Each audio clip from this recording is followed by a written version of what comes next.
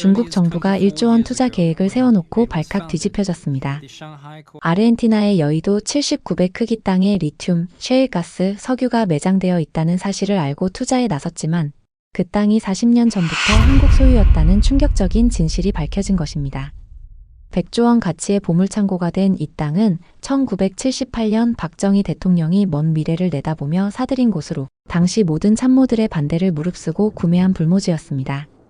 지금 이 땅은 한국의 식량 안보와 에너지 독립을 책임지는 전략기지가 되어 박정희 대통령의 놀라운 예견이 현실로 증명되고 있습니다. 이야기 시작하기 전에 좋아요와 구독 버튼 눌러주시면 이 영상 이외에도 해외, 국내 감동 영상을 빠르게 받아볼 수 있습니다. 아시아에 있어서 빛나는 공업국가를 건설해 보자는 것이 이 계획의 목표인 것입니다. 물론 이 계획을 추진해 나가는 과정에 있어서는 여러 가지 난관과 시련이 허다할 것입니다. 그러나 우리에게 경험과 교훈이 있고 위협과 자신이 있고 인내력과 용기가 있는 한 성공의 결실은 반드시 우리의 것이 될 것으로 나는 믿어 의심치 않습니다. 그리하여 아시아에서 식량과 공업국가를 비료와 건설해보자는 것이 이 석탄과 계획의 시멘트, 목표였습니다. 정유, 그런데 여기서 깜짝 놀랄 만한 사실을 전해드립니다. 지구 반대편 아르헨티나의 여의도 면적 79배 크기의 한국 땅이 있다면 믿으시겠습니까? 놀랍게도 아르헨티나에 진짜 한국 땅이 있습니다. 어떻게 이런 일이 생길 수 있었을까요? 이 땅은 지금부터 40여 년 전인 1978년 박정희 대통령 때 사들였습니다. 농업 이민과 식량 자급을 위해서였습니다. 하지만 토양 염분과 강수량 부족으로 당시에는 뜻을 이루지 못했습니다. 그동안 방치되다시피 했던 이 땅이 세계의 주목을 받고 있습니다. 그 땅에는 리튬, 셰일가스, 석유까지 매장되어 있다고 합니다. 경제적 가치로 어림잡아도 100조 원에 달합니다. 최근 중국이 그곳에 투자하려다가 한국 땅인 것을 알고 경악했다고 합니다. 박정희 대통령은 오늘 심은 씨앗이 언젠가 이 나라를 구할 것이다라는 믿음으로 그 땅을 구입했습니다. 1978년 6월 청와대 집무실에서 긴급 경제회의가 한창이었습니다. 카카, 절대 안 됩니다. 그런 곳에 국민 세금을 쓸 수는 없습니다. 경제수석이 목에 핏대를 세우며 반대했습니다. 재무부 장관도 마찬가지였습니다. 아르헨티나요. 거기가 어디에 있는 나라인지도 모르겠습니다. 황무지라니 말도 안 됩니다. 하지만 박정희 대통령의 눈빛은 흔들리지 않았습니다. 세계 지도를 펼쳐놓고 한참을 들여다보더니 단호하게 말했습니다. 한다. 반드시 사야 한다. 카카, 그 돈이면 국내 공단을 몇 개나 더 지을 수 있습니다. 지금 당장 필요한 게 아니다. 50년, 100년 후를 생각해야 한다. 회의실이 조용해졌습니다. 모든 참모들이 대통령을 바라봤습니다. 박정희 대통령이 펜을 들어 서류에 사인했습니다. 바로 그 순간이었습니다. 아르헨티나 황무지 매입 계약서에 대한민국 대통령의 서명이 들어간 순간 말입니다. 여의도 79배 크기라고요? 서울의 3분의 1이나 되는 땅을. 참모들이 다시 한번 놀랐습니다. 하지만 박 대통령은 이미 결심을 굳힌 상태였습니다. 오늘 심은 씨앗이 언젠가 이 나라를 구할 것이다. 그 땅은 정말 아무것도 없는 불모지였습니다. 메마른 황토와 가시덤불만 끝없이 펼쳐진 곳이었습니다. 아르헨티나 현지 부동산 중개업자 리카르도가 한국 관계자들을 안내하며 말했습니다. 정말 이 땅을 사시겠습니까? 물 한 방울 나오지 않는 곳인데요. 한국협상단장이 대답했습니다. 그래도 됩니다. 우리는 먼 미래를 보고 있습니다. 리카르도는 속으로 생각했습니다. 한국 사람들이 미쳤나? 이런 쓸모없는 땅을 사다니. 하지만 사실 그 황무지는 100조 원 가치의 보물창고가 되었습니다. 박정희 대통령이 그날 밤 일기에 남긴 글을 생생히 기억합니다. 오늘 아르헨티나 땅을 샀다. 모두들 반대했지만 내 직감이 옳다. 이 땅이 언젠가 대한민국의 생명줄이 될 것이다. 정말 소름 돋는 예언이었습니다. 한 지도자의 해안이 어떻게 이런 기적을 만들어낼 수 있는지 지금도 믿기 어렵습니다. 2020년 겨울 베이징 중난하이. 시진핑 주석이 긴급 경제회의를 소집했습니다. 没有理，中国就没有未来。 주석의 목소리가 회의실을 울렸습니다. 전기차 시대가 본격화되면서 리튬 쟁탈전이 치열해졌거든요. 국가에너지투자집단왕 부총리가 보고했습니다.阿根廷北部是最好的我们将投资1万亿韩元，打造全球最大的锂生产基地。1万亿韩元够吗？是的，先生，中国可能在5年内主导全球锂市场。 회의는 신속하게 마무리되었습니다. 중국은 이미 승리를 확신하고 있었습니다. 한 달 후 부에노스아이레스 대통령궁에서 중국 투자단이 아르헨티나 정부와 협상 테이블에 앉았습니다. 아르헨티나 경제부 장관 페르난데스가 눈을 반짝이며 물었습니다. 1조 원이라고 하셨나요? 왕 부총리가 자신만만하게 대답했습니다. 是的，我们是认真的。 이 지역을 남미 최대 산업단지로 만들겠습니다. 일자리는 얼마나 생기겠습니까? 최소 5만 개는 창출될 겁니다. 아르헨티나 경제를 완전히 바꿀 수 있습니다. 페르난데스 장관이 설레는 마음으로 말했습니다. 즉시 토지 확보 작업에 들어가겠습니다. 일주일이면 충분할 겁니다. 하지만 그들은 몰랐습니다. 그 땅에 이미 주인이 있다는 치명적인 사실을 말입니다. 중국의 1조 원 투자 계획이 한순간에 물거품이 될 운명이었습니다. 왕 부총리가 베이징 본사에 의기양양하게 전화했습니다. 계약은 시간 문제입니다. 다음 주면 모든 게 끝날 겁니다. 하지만 그 전화가 그가 마지막으로 웃을 수 있었던 순간이었습니다. 일주일 후 아르헨티나 토지청. 페르난데스 장관이 직접 등기부를 확인하러 왔습니다. 해당 지역 토지 등기부를 즉시 가져오세요. 토지청 직원 마르틴이 서류를 뒤적이더니 갑자기 얼굴이 하얗게 변했습니다. 장관님, 이상합니다. 이 땅은 이미 다른 소유자가 있습니다. 뭐라고요? 그럴 리가 없습니다. 페르난데스 장관이 황급히 등기부를 들여다봤습니다. 그곳에는 믿을 수 없는 이름이 적혀 있었습니다. 캄포코리아. 캄포코리아. 이게 뭡니까? 마르틴이 떨리는 목소리로 설명했습니다. 한국 농장이라는 뜻입니다. 1978년 6월 15일 등록되었습니다. 소유자는 누구죠? 대한민국 정부입니다. 페르난데스 장관이 의자에 주저앉았습니다. 1조 원짜리 투자 유치가 한순간에 무산될 위기에 처한 거죠. 40년 넘게 세금도 꼬박꼬박 냈군요. 완전히 합법적인 소유입니다. 마르틴의 말에 장관이 머리를 감쌌습니다. 중국 투자단에게 어떻게 이 소식을 전해야 할지 막막했거든요. 그때 중국 투자단이 토지청으로 쳐들어왔습니다. 왕 부총리가 성급하게 물었습니다. 계약서는 준비됐습니까? 우리 일정이 바쁩니다.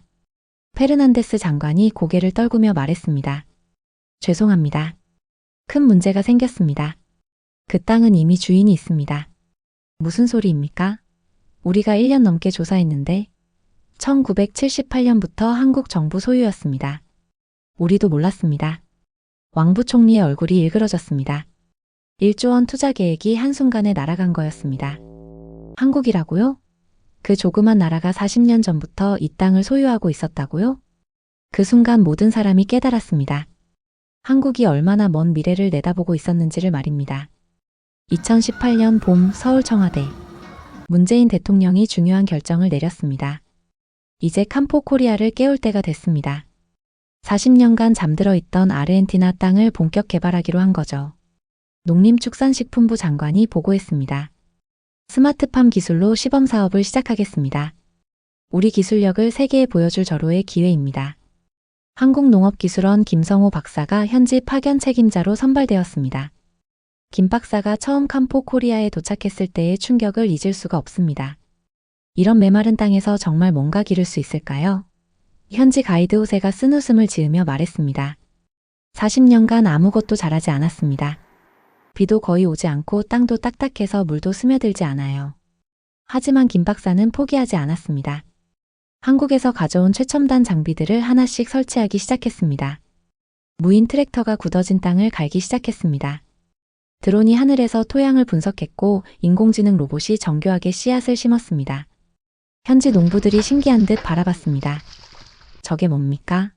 사람 없이도 농사를 짓네요. 한국의 스마트팜 기술입니다. 곧 기적을 보실 겁니다. 3개월 후 기적이 일어났습니다. 메마른 황무지에서 파란 새싹이 돋아난 거죠. 호세가 믿을 수 없다는 표정으로 말했습니다. 40년 만에 처음 보는 광경입니다. 정말 한국 기술이 이런 일을 해낸 겁니까? 6개월 후에는 더 놀라운 일이 벌어졌습니다. 옥수수밭이 황금빛으로 물들었고 콩밭도 풍성하게 익어갔습니다. 김 박사가 감격한 목소리로 본국에 보고했습니다. 생산량이 현지 평균의 3배입니다. 스마트팜 기술의 위력을 확실히 증명했습니다. 죽은 땅이 살아난 것도 모자라 현지 농민들의 삶까지 완전히 바뀌었습니다. 호세의 아내 마리아가 눈물을 흘리며 말했습니다. 한국 덕분에 우리 아이들 대학 보낼 수 있게 됐어요. 정말 고맙습니다. 40년 전 박정희 대통령이 심은 씨앗이 드디어 꽃을 피운 순간이었습니다. 2021년 여름 한국지질자원연구원의 긴급 지시가 떨어졌습니다.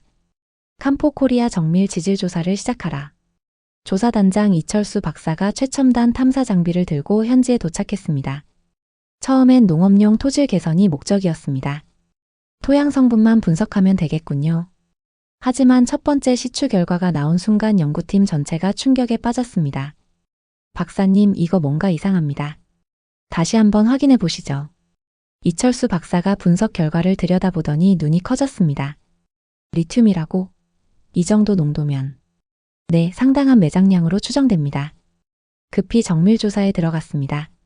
결과는 상상을 초월했습니다. 매장량이 1,500만 톤입니다.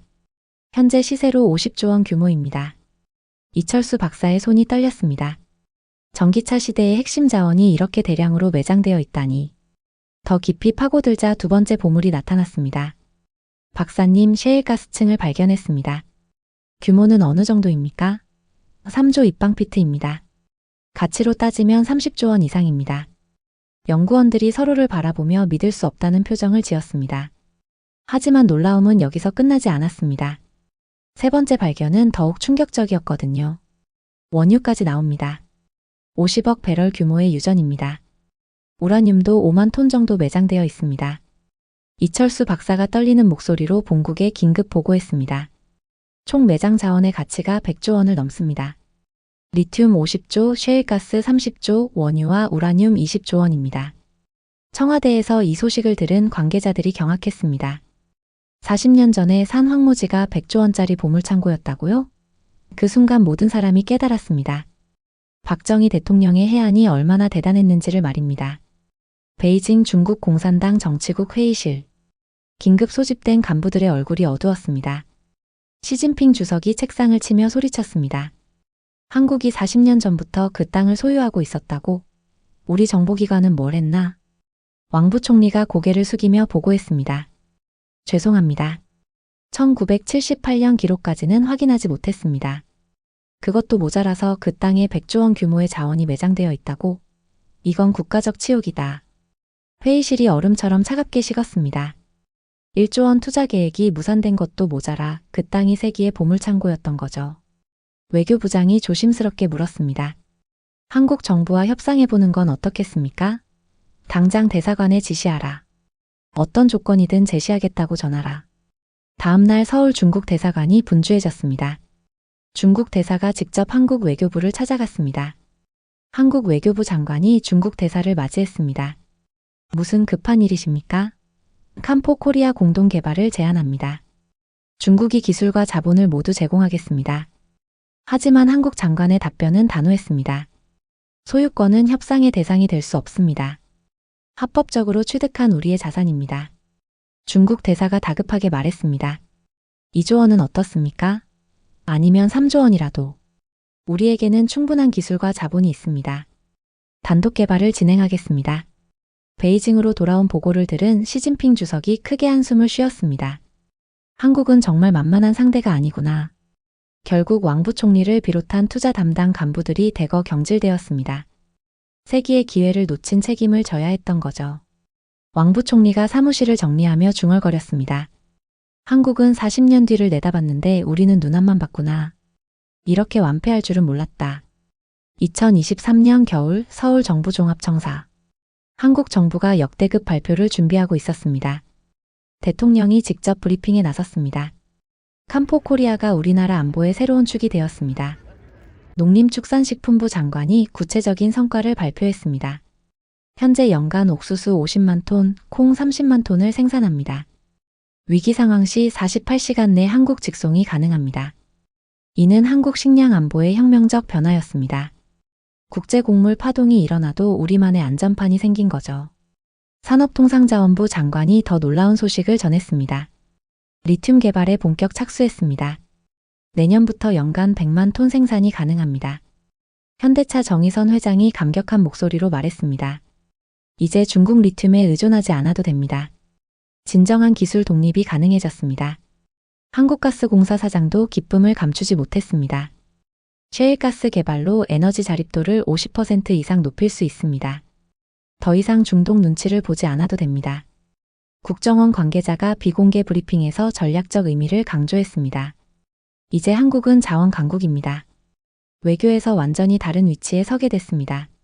아르헨티나 현지에서도 변화의 바람이 불었습니다. 주 아르헨티나 한국 대사가 현지 언론과 인터뷰했습니다.